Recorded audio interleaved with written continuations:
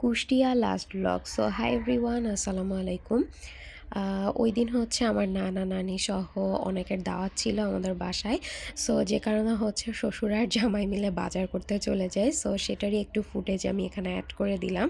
যদিও ক্লিপটা আমি নিয়ে রাখিনি, আমার হাজব্যান্ড যেহেতু বাজারে গিয়েছিল সো ওই আর কি এই ফুটেজটা নিয়ে রাখে। সো আমি এখানে অ্যাড করে দিলাম। তো যাই হোক, দেন হচ্ছে বাসায় চলে আসে বাজার করে।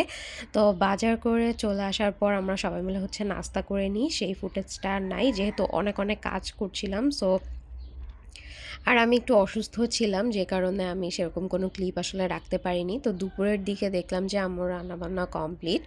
আম্মু রান্না করেছিল হচ্ছে পোলাও, রোস্ট, দেন হচ্ছে গরুর মাংস, খাসির মাংস, এগুলো সব রান্না করেছিল। তো সব কিছু রান্না করে আম্মু একেবারে ফ্রেশ হয়ে আমরা সবাই মিলে খাওয়া দাওয়া করতে বসে যাই।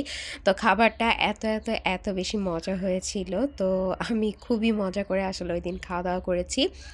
দেন আমি একটু রেস্ট নিচ্ছিলাম। তারপরে এটা হচ্ছে সন্ধ্যার ক্লিপ। সন্ধ্যার দিকে আম্মু কফি বানিয়ে এনে দেয়, তো কফি খাচ্ছিলাম আর এই তো টিভি দেখছিলাম।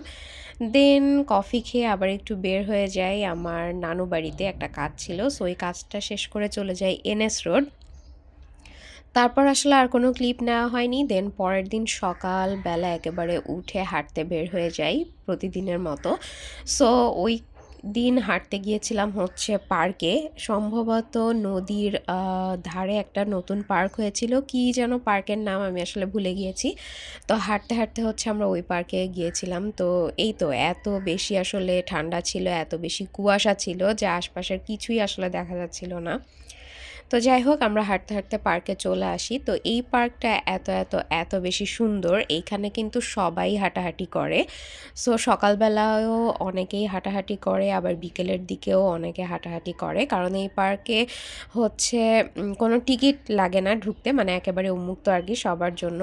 আর এই পার্কের মধ্যে এত বেশি ফুলের গাছ আছে, আর এত এত ফুল গাছ আছে যে পরিবেশটা এত বেশি সুন্দর, আমার কাছে অনেক ভালো লাগে। আমি এর আগেও একবার গিয়েছি আর এবারও গিয়েছি। আর এই যে ভিউটা সকালের, একেবারে কুয়াশার মধ্যে সূর্যটা উঠেছে, সো খুবই ভালো লাগছিল। আর এখানে এসে আব্বু আবার একটু ব্যায়াম করছিল, দেন আমার হাজব্যান্ডও ব্যায়াম করছিল, আর আমি আর আম্মু হচ্ছে চারপাশটা ঘোরাঘুরি করে দেখছিলাম। যদিও আমি এর আগে গিয়েছিলাম আর কি, বাট আম্মু হচ্ছে এই ফার্স্ট টাইম গেল। সো আম্মুর কাছে অনেক ভালো লাগছিল। তো আমি চারপাশটা ঘুরে ঘুরে একটু ভিডিও করছিলাম, কারণ কুয়াশার মধ্যে অনেক বেশি ভালো লাগছিল। আর আসলে এত এত বেশি ঠান্ডা ছিল, প্রচুর কুয়াশা ছিল ওই দিন। আর এত হচ্ছে ফুলের গাছ, যেটা বললাম, মানে এখানে গাঁদা ফুলের গাছই আছে অনেকগুলা। সো এগুলো দেখতেও ভালো লাগছিল, আর কুয়াশার মধ্যে হাঁটাহাঁটি করতে আসলে অনেক বেশি ভালো লাগছিল আমার কাছে। সো আমরা ওই দিন অনেক বেশি মজা করেছি। ওই দিনই আমাদের মানে কুষ্টিয়াতে লাস্ট ডে। সো ওই দিনই আমরা হচ্ছে ব্যাক করব চিটাগং। আমাদের গাড়ি ছিল হচ্ছে সন্ধ্যা ৭টার দিকে। সো এই তো আমি, আম্মু, আব্বু, আমার হাজব্যান্ড, আমরা চারজন মিলে হাঁটাহাঁটি করছিলাম। আর আব্বু এখানে একটা গানও গায়। সো সেই গান কিন্তু আমি একটা আপলোডও করেছি, আর রিসেন্ট হচ্ছে আরও একটা আপলোড করে দিব।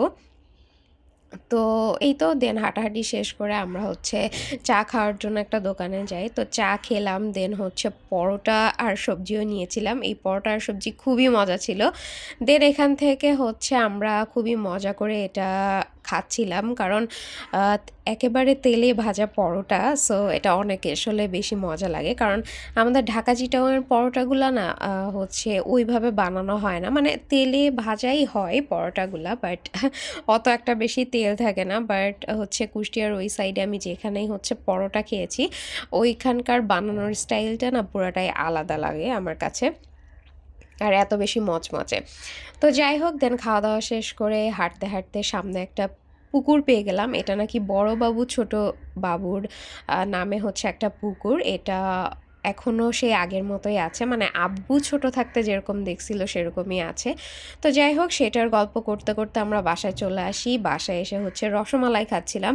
এই রসমালাইটা যে এত এত এত বেশি মজা যে আমার মুখে এখনও লেগে আছে। তো ভয়েস ওভার দিতে যেয়ে আবারও খেতে ইচ্ছে করছে, এরকম আর কি। দেন যাই হোক, তারপরে আসলে আমি কোনো ফুটেজ সেরকম নেইনি। তারপর দুপুরের দিকে আমি একটু হাতে মেহেদি দিয়েছিলাম, আমার মেজো বোন আমাকে মেহেদি দিয়ে দেয়। সো ডিজাইনটা আমার কাছে খুবই ভালো লেগেছে। তারপর মেহেদি দিয়ে তারপর খাওয়া-দাওয়া করতে বসে যাই। ওইদিন আম্মু রান্না করছিল হচ্ছে চিংড়ি মাছ ভুনা আর সমুদ্রের একটা মাছ ভুনা করেছিল। সো এটাও খুবই মজা হয়েছিল। তারপর এখানে চলছিল চিকেন ফ্রাই। দেন এই তো খাওয়া-দাওয়া শেষ করে তারপর আমি মেহেদির রংটা কেমন হয়েছে সেটাই দেখছিলাম। খুবই ভালো রং এসেছিল।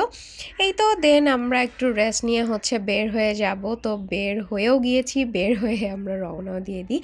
সো এই ছিল আর কি টুকিটাকি একটা ছোট্টখাট্ট ভ্লগ। সো এই তো কেমন লাগলো জানাবেন। আল্লাহ হাফিজ।